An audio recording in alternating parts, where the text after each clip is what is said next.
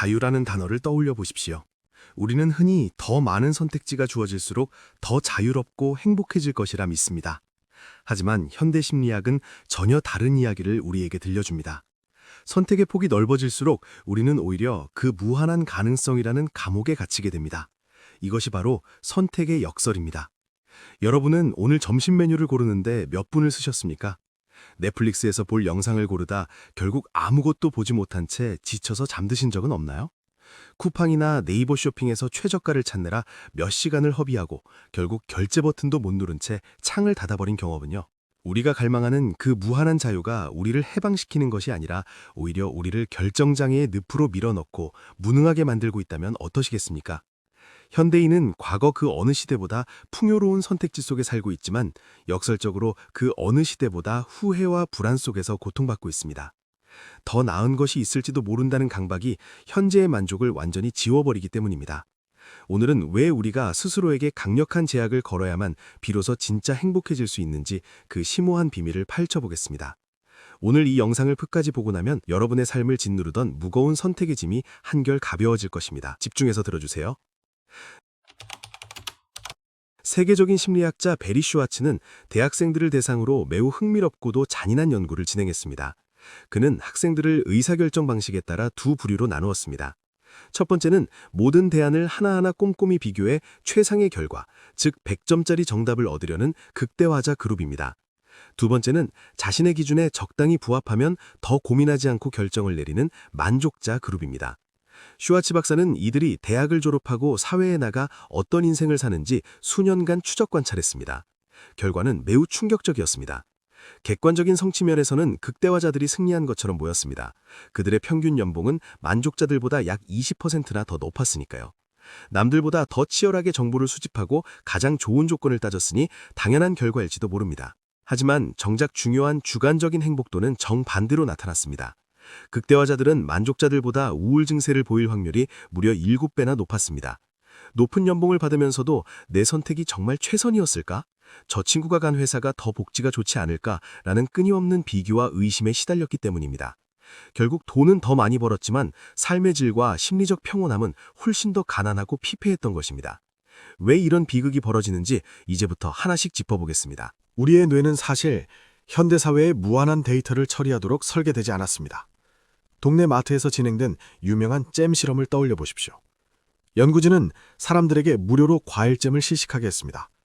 A 코너에는 6가지 잼만 진열했고 B 코너에는 24가지의 화려하고 다양한 잼을 진열했습니다. 어느 쪽에 사람이 더 많이 몰렸을까요? 당연히 24가지 쪽이었습니다. 사람들은 선택지가 많을수록 호기심을 느끼고 매력을 느낍니다. 하지만 실제 구매로 이어진 비율은 놀라웠습니다. 24가지 잼을 본 사람들 중 실제 구매를 한 사람은 고작 3%에 불과했습니다. 반면 선택지가 6개뿐이었던 코너에서는 무려 30%가 넘는 사람들이 잼을 샀습니다. 10배나 높은 구매율을 보인 것입니다. 이 차이는 어디서 오는 걸까요? 선택지가 너무 많으면 우리 뇌에서는 인지적 과부하가 발생합니다. 결정을 내리기 위해 대안들을 비교하고 분석하는 데 들어가는 에너지가 그 결정을 통해 얻는 보상보다 커져버리는 것입니다. 그러면 뇌는 자신을 보호하기 위해 결정 회피라는 방어 기제를 작동시킵니다. 몰라, 나중에 사야지 라며 돌아서는 순간 여러분의 뇌의 에너지는 이미 바닥난 상태입니다. 선택지가 많을수록 만족감이 커지기는커녕 내가 선택하지 못한 나머지 23가지 잼에 대한 막연한 미련과 후회만 커질 뿐입니다. 여러분의 일상도 이와 같지 않습니까? 너무 많은 정보와 옵션이 오히려 여러분의 실행력을 갉아먹고 있는 것은 아닌지 스스로를 돌아보십시오. 하버드 대학교의 다니엘 길버트 교수는 사진 수업 실험을 통해 더 잔인한 심리적 진실을 밝혀냈습니다. 학생들에게 캠퍼스를 돌며 사진을 찍게 한 뒤 가장 마음에 드는 사진 2장을 인화하게 했습니다. 그리고 학생들을 두 그룹으로 나눴습니다. A그룹에게는 지금 고른 사진 1장은 학교 제출용이고 나머지 1장은 당신 것입니다. 이 결정은 절대 바꿀 수 없습니다. 라고 못 박았습니다. B그룹에게는 나중에 마음이 바뀌면 며칠 안에 언제든 사진을 바꿔주겠습니다. 라고 퇴로를 열어주었습니다. 결과는 예상을 완전히 뒤엎었습니다. 사진을 절대 바꿀 수 없었던 A그룹은 시간이 지날수록 자신의 사진을 보며 흐뭇해하고 높은 애착을 느꼈습니다. 반면 언제든 바꿀 수 있었던 B그룹은 자신의 사진에 대해 계속해서 의심하고 만족도가 현저히 낮았습니다. 사실 B그룹 학생들 대부분은 실제로 사진을 바꾸지도 않았습니다. 그냥 바꿀 수 있다는 가능성이 열려 있다는 사실만으로 뇌는 현재의 선택을 긍정하지 못하고 끊임없이 다른 대안을 탐색하며 에너지를 낭비했던 것입니다. 선택의 퇴로가 완전히 막히는 순간 우리 뇌는 자동으로 그 선택을 정당화하고 좋은 점을 찾아내는 행복 제조 메커니즘을 가동합니다. 하지만 번복 가능성이라는 문이 활짝 열려 있는 한 이 고마운 시스템은 작동을 멈춰버립니다.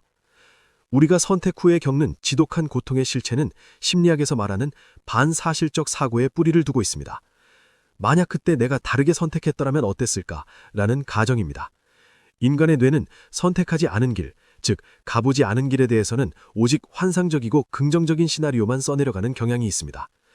인도 여행을 가지 않기로 결정했다면 나중에 SNS에 올라온 친구의 사진을 보며 저기 갔더라면 내 인생의 귀인을 만났을 텐데 라고 생각합니다. 하지만 현실은 어떻습니까?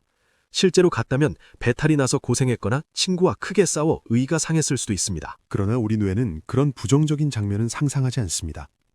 가보지 않은 길을 끊임없이 아름답게 미화하며 현재 내가 발을 딛고 있는 선명한 현실의 단점들과 비교합니다. 극대화자들은 이 지독한 후회의 굴레에서 평생을 보냅니다. 그 사람과 사귀었더라면 어땠을까? 그때 그 아파트를 샀더라면 어땠을까? 끝없는 만약에가 현재 여러분이 누려야 할 행복의 가치를 좀먹습니다. 이 굴레를 끊어낼 수 있는 방법은 단 하나입니다. 바로 여러분 스스로가 여러분의 선택지를 강제로 제한하는 구속의 전략을 실천하는 것입니다.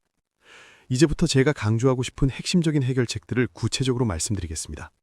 진정한 자유를 누리고 싶다면 역설적으로 자유를 스스로 반납하십시오. 스스로에게 강력한 제약을 거는 것이야말로 무한 비교의 지옥에서 탈출하는 유일한 방법입니다. 첫 번째는 물리적 제약을 활용하는 것입니다. 선택지가 많아서 괴롭다면 나만의 철칙을 만들어 선택 범위를 강제로 좁혀야 합니다. 쇼핑을 할 때 수십 개의 앱을 비교하며 최저가를 찾는 일을 당장 멈추십시오. 여러분의 시간과 정신 에너지는 몇천 원의 차익보다 수만 배 더 귀합니다. 딱 한 곳의 쇼핑몰만 이용하거나 10분 타이머를 설정해보세요. 알람이 울리는 즉시 지금까지 본 것 중 가장 나은 것을 사고 바로 결제하는 겁니다. 이것은 타협이 아니라 여러분의 인생에서 더 중요한 가치를 지키기 위해 에너지를 보존하는 고도의 전술입니다. 두 번째는 배수해진 전략입니다. 결정을 내린 후에는 뒤를 돌아볼 수 있는 모든 퇴로를 봉쇄하십시오. 옷을 샀다면 사이즈가 맞는지 확인한 그 즉시 태그를 가위로 잘라버리십시오. 이직이나 계약이 확정되었다면 채용 앱이나 부동산 앱을 휴대폰에서 즉시 지우십시오. 다른 대안을 쳐다볼 수 있는 기회 자체를 원천 차단하는 겁니다. 스스로에게 이것은 내 운명이고 내가 할 수 있는 최선의 선택이다 라고 강력하게 선언하십시오. 우리 뇌는 도망칠 곳이 없다는 것을 깨달았을 때 비로소 현재의 선택을 사랑하고 정당화하기 시작합니다. 여러분의 결혼 생활, 직업, 심지어 매일 먹는 점심 메뉴까지 이 배수해진 원칙을 적용해 보십시오. 세 번째로 결정 규칙을 루틴화하십시오. 스티브 잡스가 왜 매일 똑같은 검은색 터틀넥과 청바지만 입었는지 우리는 깊이 생각해야 합니다. 그는 인류의 삶을 송두리째 바꿀 위대한 결정을 내리기 위해 매일 아침 옷을 고르는 하찮은 선택에 들어가는 인지 에너지를 완전히 차단했습니다.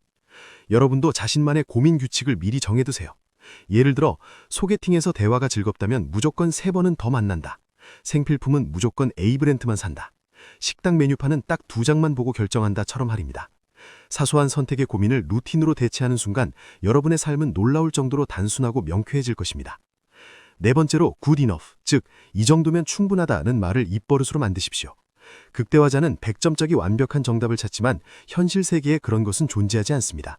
100점을 기대하면 90점의 훌륭한 결과에도 10점의 부족함을 느끼며 불행해집니다. 하지만 충분히 괜찮다는 기준을 가진 만족자는 80점의 결과에도 나머지 20점을 자신의 긍정적인 태도로 채우며 행복해합니다. 나를 구원해줄 소울메이트나 완벽한 직장은 환상에 불과합니다. 함께 지내는데 큰 불편함이 없으면 충분하다. 내 생활을 유지하기에 이 정도 수입이면 충분하다. 라고 기준을 재설정해 보십시오. 이것은 기준을 낮추는 비굴함이 아닙니다. 실체 없는 완벽이라는 유령을 쫓느라 현재 손안에 있는 축복을 놓치지 않겠다는 가장 현명한 지혜입니다. 마지막 5번째는 가진 것에 감사하기의 전략입니다. 가지지 못한 것을 후회하는 대신 이미 내 손에 쥐어진 것들의 장점을 억지로라도 찾아내십시오. 새로 산 가전제품이 조금 시끄럽다면 그래도 성능 하나는 정말 좋네 라고 생각하며 다른 제품의 정숙함을 떠올리지 마십시오. 내 파트너가 다른 사람보다 키가 작거나 수입이 적어 보인다면 그가 가진 다정함과 성실함에 돋보기를 대고 관찰하십시오. 심리학자 베리 슈워츠는 단호하게 말했습니다. 세상에 최고의 선택은 없습니다. 오직 선택을 최고로 만드는 태도만 있을 뿐입니다. 우리가 내린 선택을 최고의 결과로 만드는 것은 분석이 아니라 우리의 마음가짐입니다. 밤하늘을 연구하는 노련한 천문학자에게 누군가 물었습니다. 선생님, 저 수천억 개의 별 중에 가장 아름다운 별은 무엇인가요? 천문학자가 웃으며 대답했습니다. 가장 아름다운 별은 지금 당신이 고개를 들어 올려다보고 있는 바로 그 별입니다. 최고의 별을 찾느라 여기저기 고개를 돌리고 비교하는 사이에 정작 내 눈앞에 소중한 밤하늘은 우리 곁을 지나가 버립니다. 오늘 밤은 그리 길지 않으니까요. 행복은 어딘가에 숨겨져 있는 것을 발견하는 것이 아니라 여러분의 선택과 태도로 직접 제작하는 것입니다. 무한한 가능성이라는 파도에 휩쓸려 허우적대며 인생을 낭비하지 마십시오. 스스로 제약이라는 튼튼한 방파제를 세우고 그 안에서 내가 선택한 작은 평화를 소중히 가꾸어 나가십시오. 그것이 극대화자의 불행에서 벗어나 진정한 만족자로 거듭나는 유일하고도 확실한 길입니다. 오늘 결의와 함께 나눈 심리학 이야기가 여러분의 무거운 마음과 선택의 고민을 조금이나마 덜어주었기를 바랍니다. 오늘 밤은 더 이상 그때 그랬더라면 이라는 부질없는 생각을 하지 마세요. 대신 지금 여러분 곁에 있는 소중한 것들에 만족하며 충분히 괜찮은 하루였노라고 스스로를 다독여 주십시오. 여러분은 이미 충분히 잘하고 있습니다. 오늘 영상이 도움이 되셨다면 구독과 좋아요 부탁드립니다. 시청해 주셔서 감사합니다.